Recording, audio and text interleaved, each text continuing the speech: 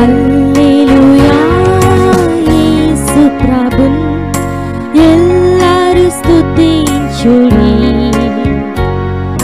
వల్లభుని చర్యలను తిలకించి స్తుతించుడి. Praise the Lord. దేవునికి స్తోత్రము కలుగును గాక.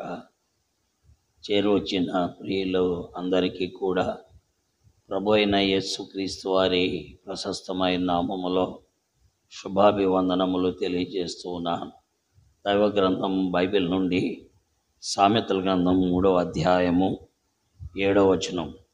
యెహోవా యందు భయభక్తులు కలిగి చెడుతనము విడిచిపెట్టుము, అప్పుడు నీ దేహమునకు ఆరోగ్యమును నీ ఎముకలకు సత్తువయు కలుగును.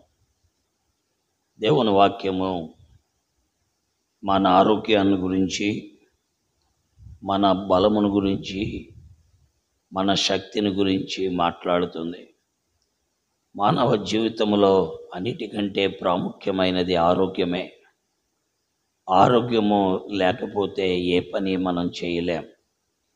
అందుకే పెద్దలు అన్నారు, ఆరోగ్యమే మహాభాగ్యము అన్నారు. ఎంతో ఆస్తి, విస్తారమైన వెండి బంగారములు, పొలాలు, మేడలు, మిద్దెలు అనేకమైనవి కలిగి ఉండి ఆరోగ్యము లేకపోతే అది వ్యర్థం. దాన్ని అనుభవించలేడు. అతడు సంపాదించింది ఎవనికో అయిపోతుంది. దేవుని వాక్యం అందుకే సెలవిచ్చే మాట ఏంటంటే, దేవుని యందు భయభక్తులు కలిగి చెడుతనమును విసర్జించాలి. ప్రియులారా, ఈ రోజున దైవత్వమును గూర్చిన జ్ఞానం మానవునికి లేదు. దైవత్వమును గూర్చిన జ్ఞానం మానవుడు కలిగి ఆ దైవత్వాన్ని కనుగొని ఆ దైవత్వమునందు భయభక్తులు కలిగి ఉన్నట్లయితే అది నీ దేహమునకు ఆరోగ్యము, నీ ఎముకలకు సత్తువ. చూసారా, దేహానికి ఆరోగ్యము కలుగు చేసే దేవుని యందలి భయభక్తులు, ఎముకలకు సత్తువ కలుగు చేసేది దేవుని యందు భయభక్తులు. కేవలం D3 వేసుకోవడం వల్ల ఎముకలకు సత్తువ రాదు. D3 వేసుకోవడం వల్ల ఆరోగ్యము కలగదు. ఈ కరోనా టైంలో ఎక్కువ భాగం D3 వాడేవాళ్ళు. ఈ D3 వాడుడు ద్వారా కరోనా నుండి బయటపడవచ్చు అనుకునేవారు.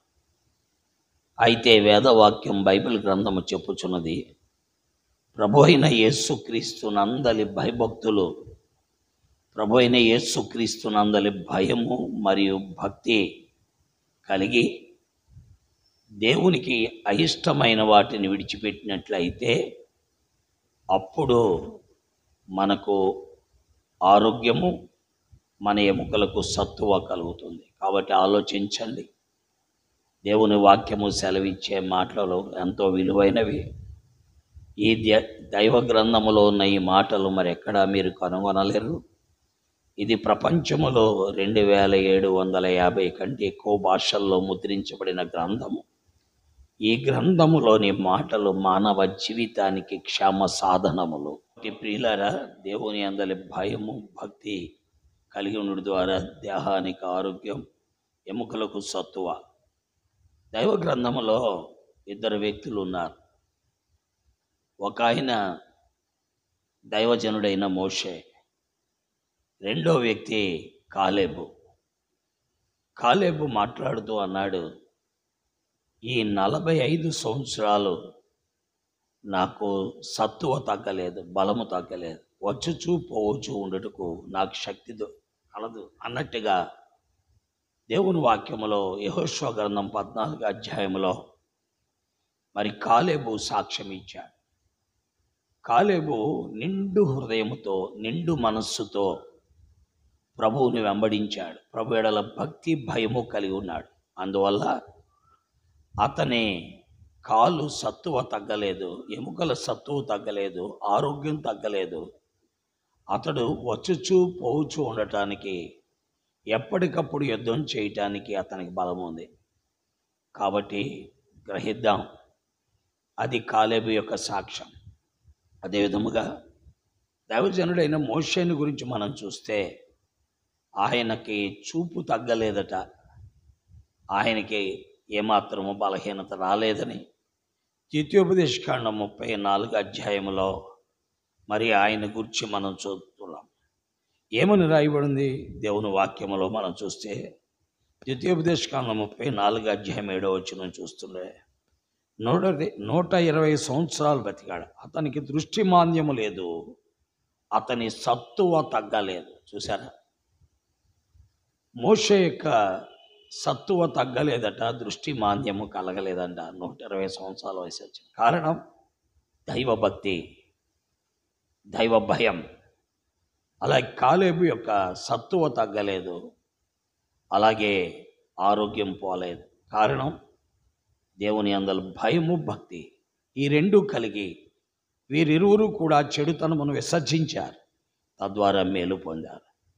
దేవుడి మాటలు దీవించుగాక. ఆమేన్. ప్రార్థన.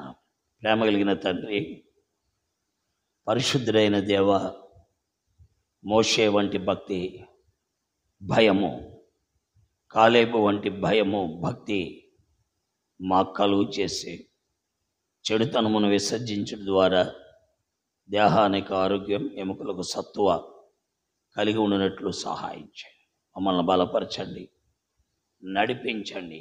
వినేవారందరినీ దీవించి దర్శించి వాక్యము ద్వారా ఆశీర్వదించమని యేసు నామములో ప్రార్థిస్తున్నాను తండ్రి. ఆమేన్. ప్రైజ్లాడండి. దేవునికి వందనాలు.